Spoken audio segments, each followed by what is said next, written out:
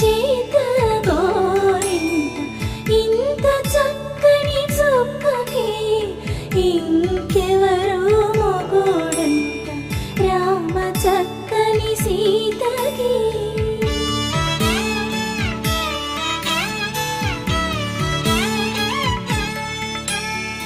ఉడత వీపున వేలు విడిచిన పుడమి అల్లుడు రాముడే, ఎడమ చేతను శివుని విల్లును ఎత్తిన రాముడే, ఎత్తగలడా సీత